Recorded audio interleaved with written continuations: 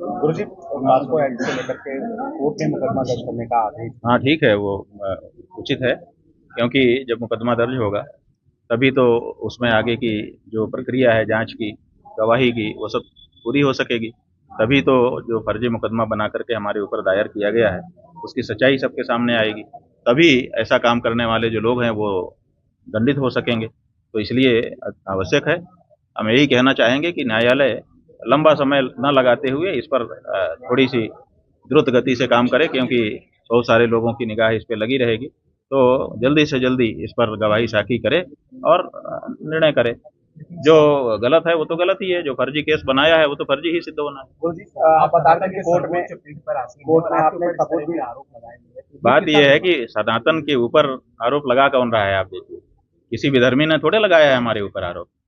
जिस व्यक्ति ने लगाया है वो खुद हिस्ट्री सीटर है। उसकी पूरी हिस्ट्री शीट शामली जिले के कांदला थाना में दीवाल के ऊपर जो हिस्ट्री सीटरों का नाम लिखा हुआ है उसमें 34 नंबर पे उसका नाम लिखा है। ऐसा हमको बताया, लोगों ने फोटो भी दिखाया उस दीवाल का। वहां पर जो रजिस्टर रखा है उसमें HS नंबर 76A उस व्यक्ति का नाम लिखा है। जाने कितने लोगों के ऊपर फर्जी मुकदमा डाल करके और उनको उगाही करना, यही उसका काम है। वो व्यक्ति रामभद्राचार्य का शिष्य बन जाता है और रामभद्राचार्य जी की शिष्य होने के बाद वो आकर के हम लोगों के ऊपर इस तरह का आरोप लगाता है। तो आप समझ लीजिए कि ये आरोप कोई विधर्मी नहीं लगा रहा है। ये आरोप कहाँ से आ रहा है? रामभद्राचार्य जी, और रामभद्राचार्य जी का बल कहाँ है वो भी आप लोग जान लीजिए। तो गौ माता की जो आवाज हम उठा रहे हैं, इस आवाज को बंद करने के लिए सारे प्रयत्न हो रहे हैं। उन्हीं में से एक प्रयत्न ये भी है। महाराज जी, आप कह रहे थे कि कोर्ट में सब साक्ष्य देखने के बाद ही मुकदमा कैसे दर्ज करेगा? ऐसा है कि मुकदमा तो दर्ज होगा ना।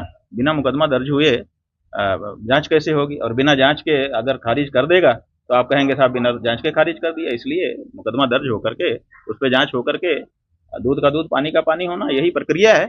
और ये प्रक्रिया बिल्कुल सही है, हम स्वागत करते हैं। आगे कार्रवाई आप आगे से कैसे तैयारी करेंगे? हमारी क्या तैयारी है? देखिए, जो सच है उसको क्या तैयारी करना है। उन्होंने झूठा केस बनाया है और उन्होंने कल हमारे अधिवक्ता ने आप लोगों को बताया था कि उन्होंने 2 एफिडेविट दाखिल किए हैं। दोनों में 2 कहानी है। यहीं से मामला खत्म हो गया। एक व्यक्ति शपथ पत्र पर 2 कहानी देता है, इसका मतलब उसकी एक कहानी तो झूठी है ना। आप इसी से अंदाजा लगा लीजिए। तो और बाकी जो कहानी में जो कमजोरी होगी वो वकील वहां पे खड़े होके कोर्ट में बताएंगे, उसको हम कैसे आपके सामने बताएं। इसलिए कोई इसमें बाधा नहीं है। ये बिल्कुल उचित है। जो प्रक्रिया है उसका पालन किया जाना चाहिए और हम लोग न्यायालय में जो बाधा आ रही है उसको फेस करेंगे। ऐसी क्या बात है? हम थोड़े आदित्यनाथ हैं कि हमारे ऊपर का मुकदमा हटवा लो। ऐसी जरूरत नहीं है। हमारे ऊपर